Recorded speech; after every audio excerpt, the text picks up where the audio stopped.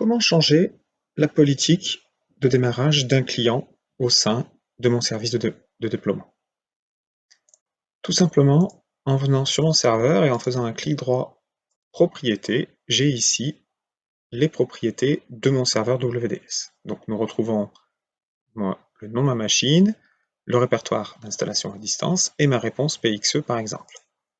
Donc ici, si je veux changer ma réponse PXE, je l'ai ici. Mais au niveau du démarrage, nous avons vu que si nous souhaitons, et quand les postes demandent à démarrer sur le réseau PXE, eh bien, on est obligé de démarrer et d'appuyer sur F12 pour continuer le démarrage. Donc on a deux grandes options, la possibilité avec nos clients connus et ceux avec nos clients inconnus. On peut, par exemple, continuer le démarrage PXE, sauf si notre client appuie sur la touche échappe. Et dans ce cas-là, nous n'avons pas besoin d'appuyer sur F12 pour que le démarrage en PXE continue. C'est une méthode qui vaut ce qu'elle vaut. On a 4 options pour client connu ou client inconnu, exiger d'appuyer sur F12, toujours continuer le démarrage PXE, continuer sauf si on appuie sur échappe, ou ne jamais continuer. Nous avons aussi la possibilité dans ce fichier ici démarrer, la possibilité de spécifier une image bien particulière pour l'architecture. Donc en fonction de l'architecture, que l'on soit sur une architecture x86, x64, ARM, ARM64, UEFI ou autre, on va pouvoir venir sélectionner par exemple une image de démarrage. J'ai fait mes modifications, je fais OK, il a changé la stratégie de démarrage. Qu'est-ce qui se passe et comment ça fonctionne à présent pour mon client? Je démarre mon client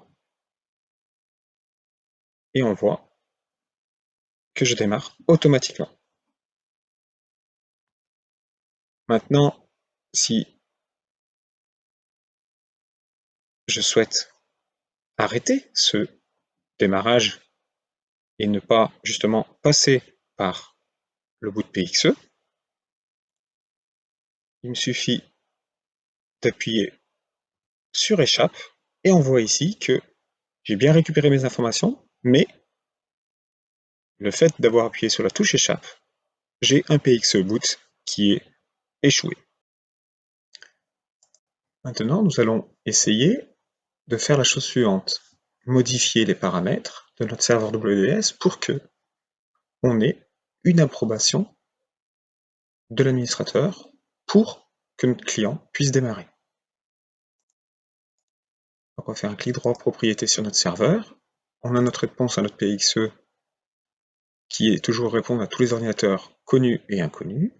Tout à l'heure, nous étions dans démarrer, où nous avions changé PXE. Et bien dans la réponse PXE, on va venir ici exiger l'approbation du périphérique.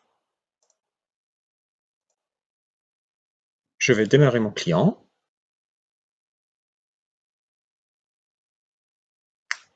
Voilà, donc là je viens de récupérer mes informations au niveau du DNS. Cut. Je viens de récupérer les informations de mon serveur WDS. J'ai bien mon architecture et j'ai ici une information qui me demande le message concernant l'administrateur qui demande à être validé. Si je retourne sur mon serveur WDS,